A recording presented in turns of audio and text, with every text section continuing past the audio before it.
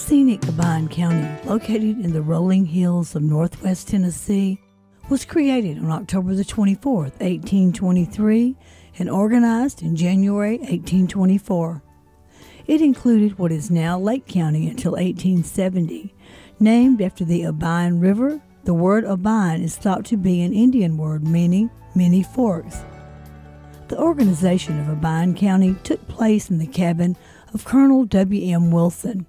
Davy Crockett was present on March 16, 1925, when the original county seat of Troy was laid out. Crockett's association with the history of Obion County is well known. Union City is the present county seat.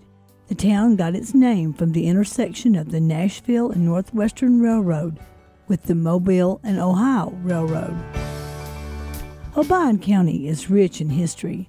It is home to Reelfoot Lake and experienced its share of action during the Civil War.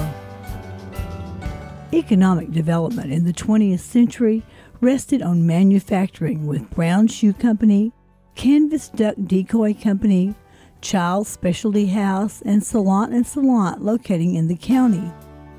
The most recent addition is Discovery Park of America, a world-class educational and entertainment experience with more than 70,000 square feet of exhibits focused on nature, science, technology, history, and art. It includes a theater simulation of the 1811 and 1812 earthquakes, a 20,000-gallon aquarium revealing the underwater life of Reelfoot Lake, and much, much more. Yet, Obion County has retained its agricultural base. We're in northwest Tennessee, and one of our main industries here is farming. And probably 30 to 40% of our gross product income is farm products. And we got about 150 million cash value from our crops here in Obion County, and about 20 or 25 million, that's cattle. So our cattle production is not what it used to be, but it's decreased because of row cropping. But we have a lot of row crop here. We have corn, which is about 60 to 70,000 acres, and you have soybeans, which is around 100,000 acres. We have a little bit of cotton left, and we're a little bit north for cotton. We have about 1,000, 2,000 acres of cotton here. And we got some milo, or milo maize they call it, about 5,000 acres of that. And also we've got some wheat, about 25,000 acres. So you can see from all that we're very much into farming. And my background's been in farming, and I love farming, but now I'm the mayor. So we got somebody else to take care of our farms. But Obion County we're blessed because we have some agricultural industry here. We also have a Tyson chicken plant, which employs about 1,200. We also have Williams Sausage Plant, which makes sausage. They employ about 500. So we're blessed in the respect that has something to do with agriculture too. And so not only are we doing the row cropping and the cattle, we're also doing the industry here. So we're very much in the agricultural business here. Of course, farmland in Obion County is that good farmland here is going to run you probably at least $5,000 an acre. There was a little farm sold the other day in the county for $6,500 an acre, a 40-acre farm. People, when they say farming, they don't think about the truck patchers and the orchards. I got one friend that is big-time orchards. They probably got 200 or 300 acres of orchards. And they use their own ground that probably would not be as productive in the row crop. And the use of the ground is in the orchards where you can plant trees and harvest the fruit. And they have done very well. It's a family here that has been in this business all their life, and it's passed down to 2 and 3 generations. So the orchard business here is something that is real good. And also we have a farmer's market here that's every Tuesday and Thursday during that time of the year. And a lot of people come here in the city of Union City and buy tomatoes and potatoes and whatever the commodity may be that they need. But that's one of the business you never think about. We do raise some hogs here. We raise a few. So we've got one dairy in the county, and I'm thinking he's got about 100 head of Holsteins. So we do have some milk production here too, see. So, and a lot of goat farmers now. Believe it or not, there's several people who raise goats for meat, and and there's a few sheep farmers.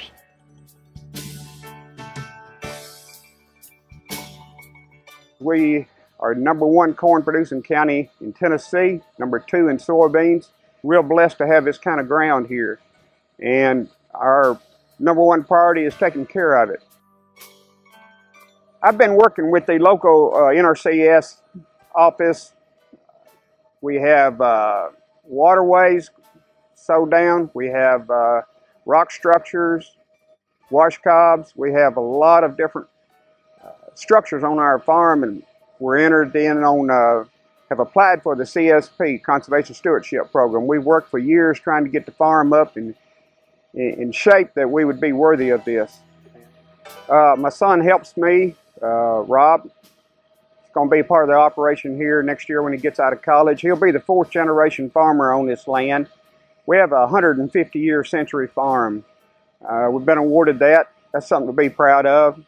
We face a lot of hurdles with agriculture. One of them is keeping our funding for our local programs. We're under attack all the time, and farming has lots of challenges. High prices, high input prices, and the land prices have gone out the roof. You know, $5,000, $6,000 an acre. It's hard for any young person to come in and buy a farm these days. Cover crops, we've been started sowing cover crops. Cereal rye is what we've been planting. That program seems to be working real well. I can see lots of benefits from it, and we're going to go heavier into it next year. I've owned this farm since 2008, and during those times, I have tried to stop soil erosion. If you notice the waterway in the background, that was built in about 2010. It's all Bermuda grass. We've got retention levees on this farm here. We're doing, it's been in continuous cereal rye soybean rotation for the last 4 years. Planted back into beans every year. I am going with corn this next spring. I'm going to add a center pivot to this field. So we'll go back to a corn soybean rotation, or probably stick with just a corn, just stay with corn all the rest of the time. This waterway here was fixed under CRP. It's in the CRP program. We are in the CSP program. We've fixed a lot of structures under EQIP. The cover crops, I'm probably this fall going in with mixes of cereal rye, radishes. I do sow them with an airplane in the standing crop, standing beans. As the beans start turning yellow, sow them with an airplane.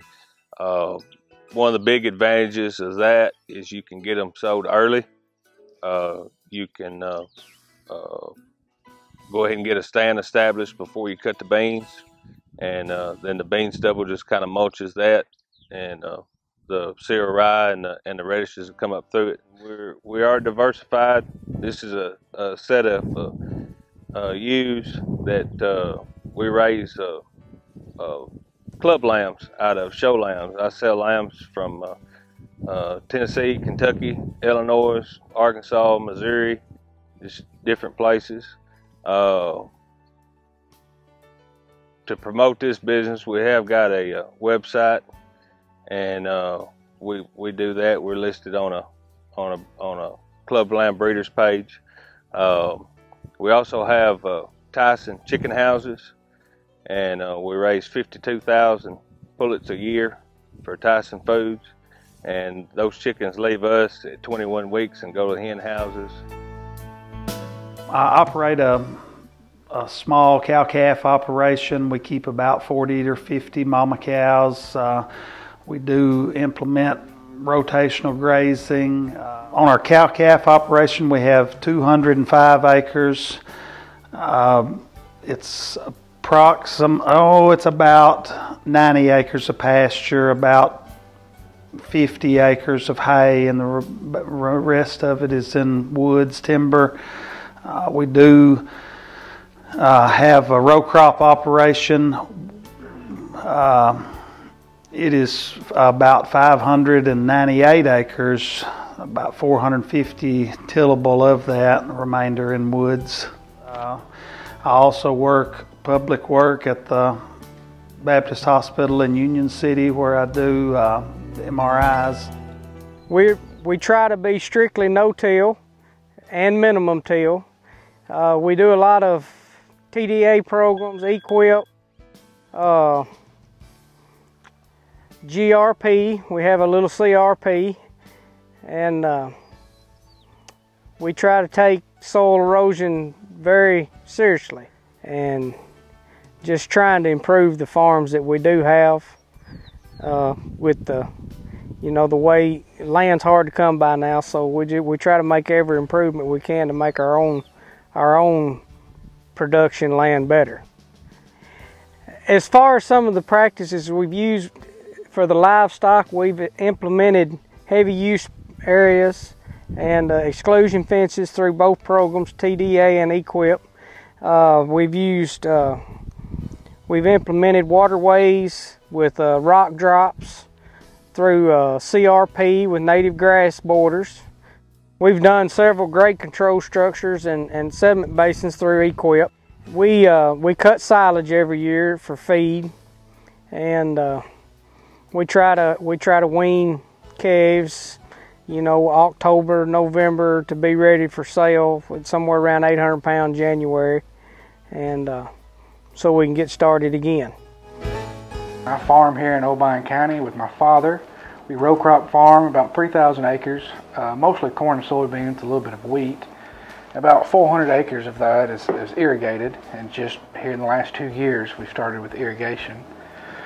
We've got 4 pullet houses with Tyson, and then we also run a drainage business in the winter where we lay fill tile and also do the land leveling and precision ditching and just things of that nature.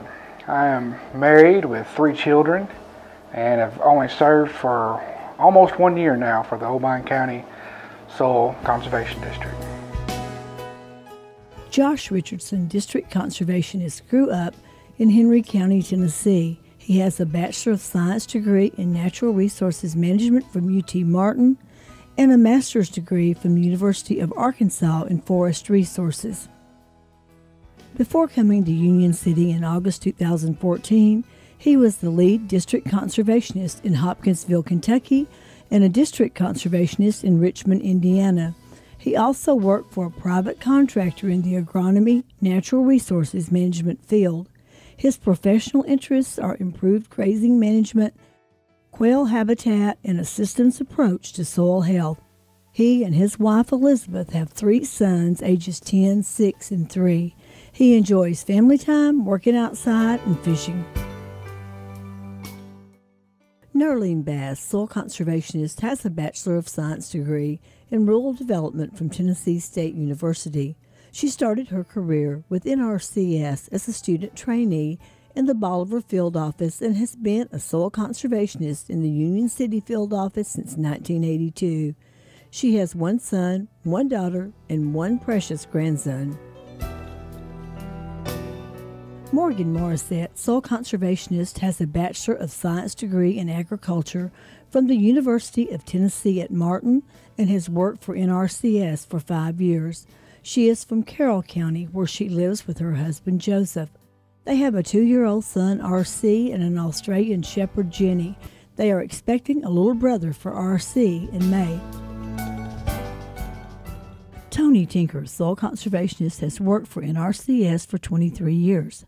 He and his wife Gina have 2 daughters, Ashley and Hannah. He is involved with his daughter's sports and school activities and enjoys fishing and gardening. Elizabeth Fuller, District Technician for Obion and the Lake County Soil Conservation Districts, is the newest member, starting in January of 2015. She has a bachelor's degree in Natural Resources Management and majored in Wildlife and Fisheries Biology. She enjoys fishing, hunting, horseback riding, and reading. The commitment to conservation is evident throughout Obion County, with landowners and producers participating in Farm Bill programs to apply conservation practices to improve soil health. The rolling hills, rural farm scenes, and the vast fields of soybeans, corn, wheat, and hay substantiate the significance of agriculture in Obion County. The Obion County Soil Conservation District was the 3rd soil conservation district organized in Tennessee. The board has worked for 75 years to protect the natural resources and preserve the quality of life in Obion County.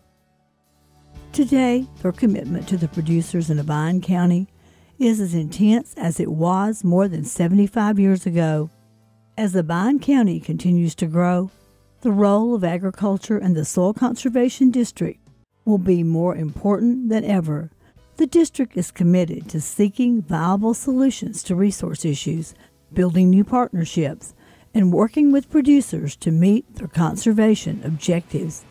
Through their commitment to producers and conservation, they will leave a legacy for future generations.